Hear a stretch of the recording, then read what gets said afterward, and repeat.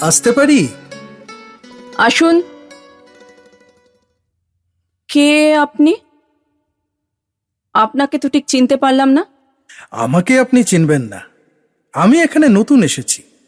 আপনাদের এই ছোট্ট শহরটা বেশ। আপনি কে? একজন আগন্তুক বলতে পারেন। তা এখানে এলেন কেন? আপনি আমাকে মনে মনে ডাকছিলেন, তাই তো আমাকে আসতে হলো। আপনাকে আমি ডেকেছি? কি করে জানলেন? ঘরের দরজাটা আপনি খুলেই রেখেছেন। তাছাড়া ঘরে আপনি একজন, অথচ বসবার চেয়ার দুটো। অতিরিক্ত একজন কাউকে আপনি আশাই করছিলেন। আমরা কিন্তু সবাই অতিরিক্ত একজনের জন্য অপেক্ষা করি।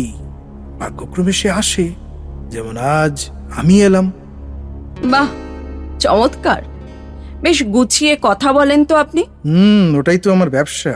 ও, এতক্ষণে ব্যাপারটা পরিষ্কার হলো। আপনি তাহলে একজন ব্যবসাদার। তো কি ব্যবসা করেন? নাকি শুধুই কথা বেচে খান? ঠিক ধরেছেন, আমি একজন ম্যাজিশিয়ান, জাদুকর। বুঝতে পারি? বসুন।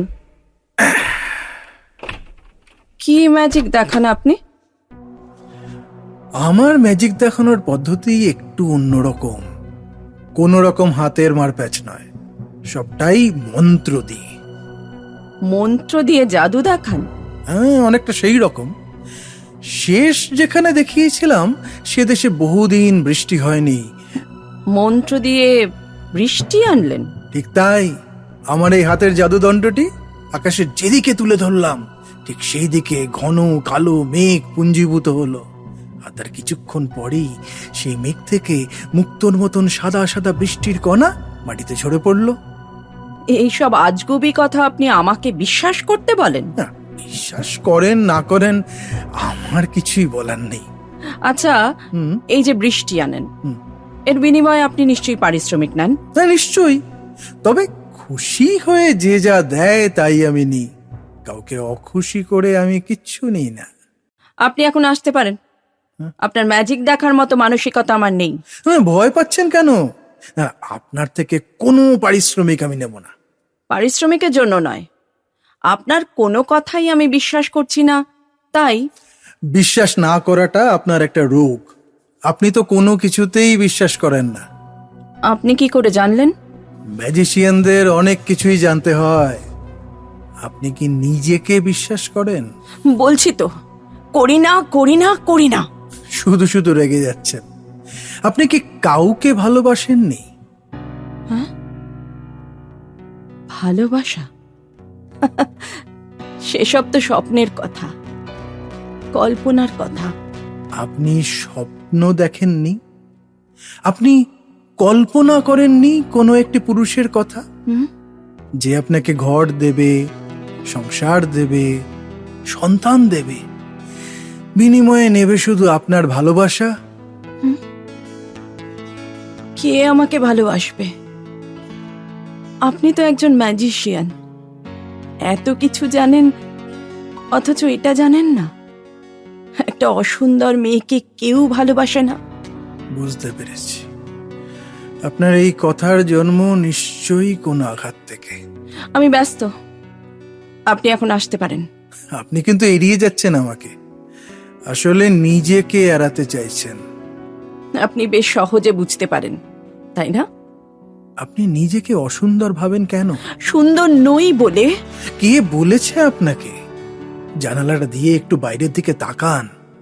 এই পৃথিবী, নদী, গাছ, ফুল, আকাশ, এরা কি অসুন্দর? যুগে যুগে কবিরা এদের সঙ্গে নারীর রূপে তুলনা করেছেন। ভুলে যাচ্ছেন কেন? আপনি একজন পরিপূর্ণ নারী, বিধাতার শ্রেষ্ঠ সৃষ্টি। বিধাতার শ্রেষ্ঠ সৃষ্টি? হাসি পায়। বিধাতার অভিশাপ বলুন। কমপ্লেক্সে ভুগছেন। নিজেকে এত দরিদ্র ভাববেন না। আপনার ঐশ্বর্য অপুরাণ। আপনি আমাকে দুর্বল করবেন না। এটা দুর্বলতা নয়, যে কোনো ভালোবাসার জন্মই দুর্বলতা থেকে। একটা প্রচন্ড আঘাত আপনার জীবনকে কঠিন পাথর করে দিয়েছে। হ্যাঁ, আমি কঠিন থাকতেই চাই। কিন্তু কঠিন পাথরে তো ফুল ফোটে না। মনটাকে পলি মাটির মতো নরম করুন, যেখানে সহজে দাগ পড়বে, ফুল ফুটবে। পলি মাটিও তো একদিন জমে কঠিন হয়ে যায়, তখন তো আর সেখানে ফুল ফোটে না। তাই তো বৃষ্টি চাই। আপনি কি জাদু কাঠি নেড়ে আমার মনের বৃষ্টি এনে দেবেন? আপনি বিশ্বাস করুন, আমি পারি। আপনি কেন আমাকে এভাবে? আপনাকে কেমন করে বোঝাই? আমি শেষ হয়ে গেছি, আমি ফুরিয়ে গেছি। আপনি কাঁদছেন, কাঁদুন, যত পারেন কাঁদুন। আপনার এই কান্নাই একদিন বৃষ্টি হয়ে ঝরে পড়বে। আমি আপনার কথা শুনছি কেন? আপনার আত্মবিশ্বাস ফিরে আসছে বলে। আপনি আমার চোখের ভাষা পড়তে পারছেন। পারছি, একটু একটু পারছি। এবারে চোখ দুটো বন্ধ করুন, বন্ধ করুন। দেখছেন কি চমৎকার অন্ধকার? অন্ধকারের নীরব ধ্বনি শুনতে পাচ্ছেন? এই কল্লোলিত অন্ধকারে নেমে চুপি চুপি বলুন, আমি সুন্দর, আমি সুন্দর। আমি পারি না। পারতে হবে। বলুন, আমি সুন্দর। আমি পারছি না। বলুন, আমি সুন্দর। বলুন। আপনি না বললে যে আমি ফিরে যেতে পারি না। বলুন, আপনার সুখ এলেই তো আমার বৃষ্টি। আমি সুন্দর, আমি সুন্দর। এবার আপনার অতীতকে আপনি ভুলে যান। আমি যে তাকে ক্ষমা করতে পারি না। আপনি ক্ষমায় সুন্দর হয়ে উঠুন, ভালোবাসায় সুন্দর হয়ে উঠুন। একটি নারীর পরিপূর্ণ ঐশ্বর্য নিয়ে আপনি ফুল হয়ে ফুটে উঠুন। আমি কোথায় যেন হেরে যাচ্ছি। এই প্রথম আপনি জিতছেন। আপনি আপনি আমাকে মিথ্যে ভোলাচ্ছেন। বিশ্বাস করুন, আমি ক্লান্ত, আমি আর পারছি না। ফুল ফোটাতে গিয়ে গাছেরও তো ক্লান্তি আসে, আবার ফুল ফুটলেই সেই ক্লান্তি মুছে যায়। বাইরের আকাশটা কিরকম ঘন অন্ধকার হয়েছে দেখুন। চারিদিকে কিরকম গুমোট হয়ে আসছে। এক্ষুনি বোধহয় ঝড় আসবে। আসুক ঝড়। এই ঝড় গাছের শুকনো পাতা সব ঝরিয়ে দিয়ে যাক। সেখানে বেরোবে হাজার হাজার সোনালী কচি পাতা। গুচ্ছ গুচ্ছ উতলে উঠবে ফুল, ঢেলে দেবে বুকের সুগন্ধ। উড়ে আসবে রং বেরঙের পাখি। শুরু করবে কলকণ্ঠের কাকলি। ঝড় উঠেছে।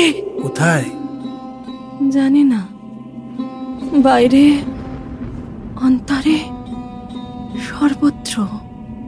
আপনার পুরনো জীর্ণ ভাবনা সব উড়িয়ে দিন, নিজেকে হালকা করুন। কোথায় যেন বৃষ্টি হচ্ছে। আপনার ভিজতে ইচ্ছে হয় না? খুব ইচ্ছে হয় জানেন। ছোটবেলায় আমি খুব বৃষ্টিতে ভিজতাম। আমাদের গ্রামের বাড়িতে আমরা সব দল বেঁধে বৃষ্টির মধ্যে শিল কুড়োতে যেতাম। আচ্ছা, আপনি কখনো শিল কুড়িয়েছেন? অনেক। চলুন না, আজও আমরা ছোটবেলার মতন শিল কুড়োতে যাই। হ্যাঁ, আমি যাব।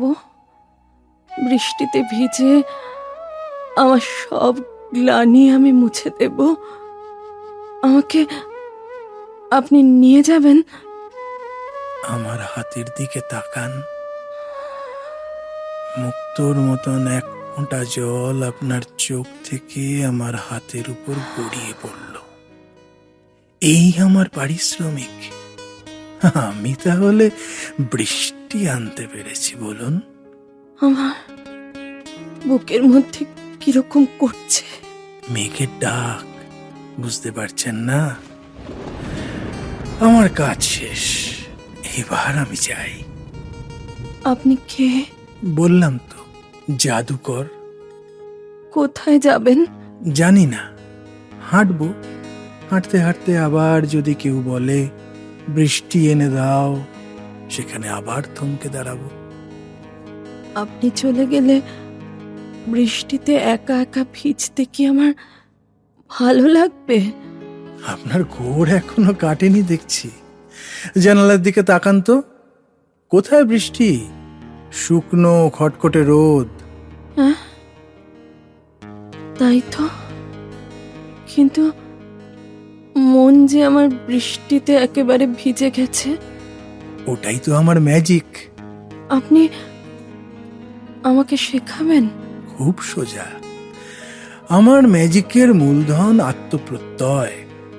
নিজেকে বিশ্বাস করুন, নিজের ওপর বিশ্বাস রাখুন, তাহলেই আত্মমর্যাদা ফিরে পাবেন। বাইরের কোনো ঘটনাই আপনাকে দুর্বল করতে পারবে না।